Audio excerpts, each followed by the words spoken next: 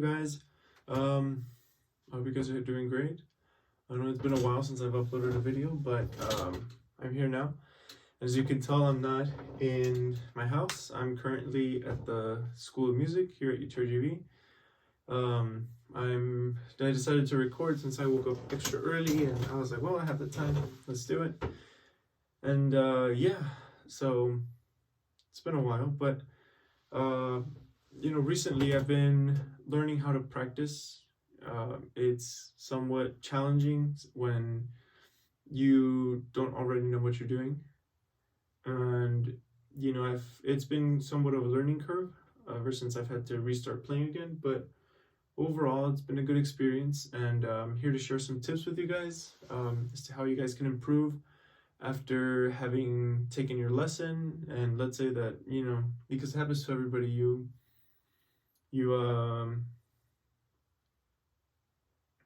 take your lesson with your professor, and then you practice, you start playing everything, and eventually sometimes you get better, sometimes you don't.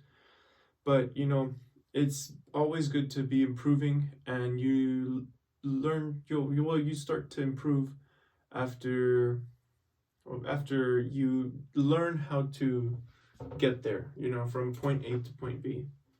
So let's get started. But just remember, guys, like, subscribe, please leave comments. I am not very good at coming up with things to talk about, so if you guys have any specific topic that you guys want me to discuss, let me know, and I will definitely look into it and make a video for you guys. So let's get started.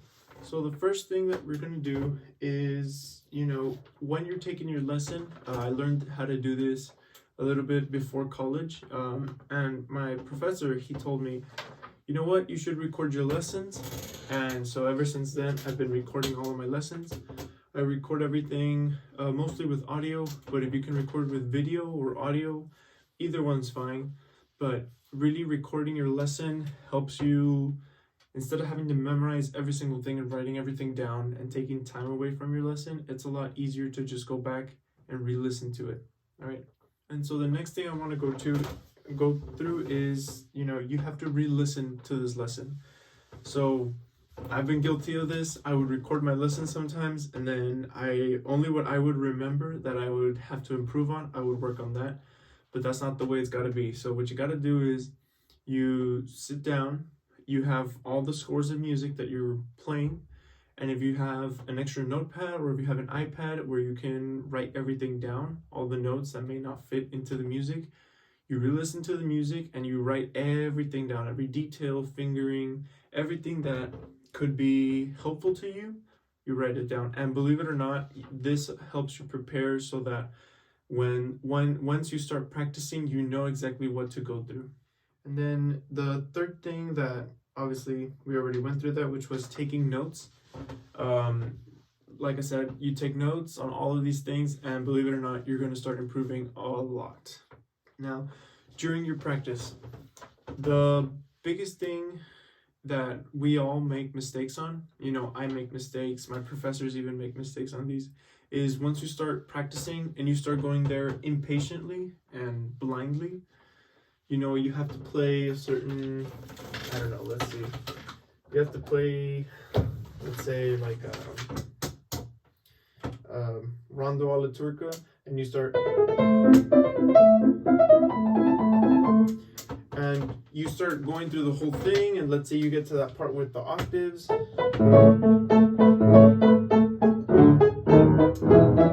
and let's say that your left hand isn't super I guess fluid enough or quick enough to do those little notes, and so you try harder, you press a lot more on the keys, and it should be the total opposite, right? So in order to combat this, you have to do the next thing that I'm going to talk about, is you have to write down a plan, right?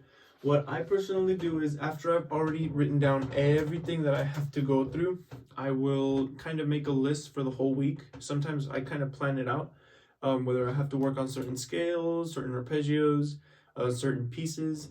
What I do is I put everything down on this little guy. It could be bigger than this, it could be a full-on journal, it doesn't matter.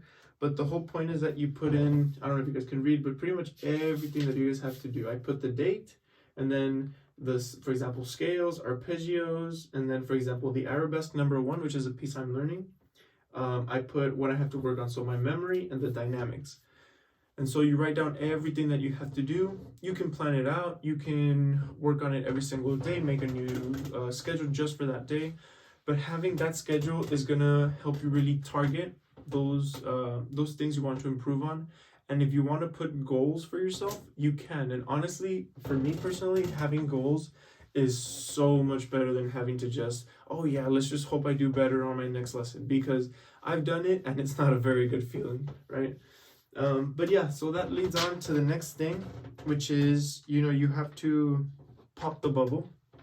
And what I mean by this is, sometimes when we play, we have an idea on our heads of how we sound, right? Especially after we've listened to certain interpretations of a piece, we think, oh wow, like when I'm playing, it's I'm playing just like Horowitz or Rubinstein, but it's not always the case. So what I would recommend doing to pop the bubble is record yourself, right? And that would be, I guess, the next tip, but it's mixed with this one, because when you record yourself, you really get an idea of what it is that you're doing, or that you might be doing wrong, right? And I do it all the time. Record yourself, and that leads, then the third tip from within this category is, you re-listen to the things that you're doing. If you're making any mistakes, you can always go back and fix them. You write it down on your notes, you go back and work on that. And the way you have to listen is listen as if it was somebody else playing that piece, right? It should be fairly easy. It's nothing too complicated. And critique that person, critique, that player, and be like, oh, well, I wish he could do this better, or I wish that he could crescendo on this part. It doesn't matter what it is. You'll know when it's your time to do it, right? But overall, that's kind of what you have to work on. And then the final tip, we musicians, we don't talk about it often, because when it comes to stuff like injuries, it's, nobody likes to talk about it. I personally suffered through several injuries, and it was pretty bad. I couldn't play for a semester. Now I'm good, so that's a good thing. But after you're done, warming up, which leads me to, which I should have put this first, but warm up before you start practicing. And because, believe it or not, even if it's doing a couple scales, playing a slow piece, doing some chords, that'll help you to prepare the muscles that are in your arms, any tendons. It'll help them to stretch out. And then after you're done, try and practice or do some stretches. You can do stuff like this for like a good 10-15 seconds. Don't over pull or push. Doing this as well. Do some arm circles, kind of stretch out your chest, your back. These types of exercises help out so that your tendons don't become as with a lot of tension, because especially when we're playing, we always develop a lot of tension. And by doing those stretches, it helps alleviate some of that tension that we have in our bodies. So remember, always find a way to cool down. Same thing when you exercise, you lift weights, you have to do some kind of a cool down to allow for your muscles to not just suddenly stop and be like, whoa, what's going on, So yeah, that'll be all for today, guys. I hope that y'all learned something. Personally, I enjoyed making this video. I've been working on the topic for a while. I wasn't sure what to make, but it's definitely a pleasure to make this video. Remember, guys, just leave a comment, leave a like if you want to, subscribe if you like the channel. But overall, I hope you guys have a nice day. I hope that your practice goes well. So go practice.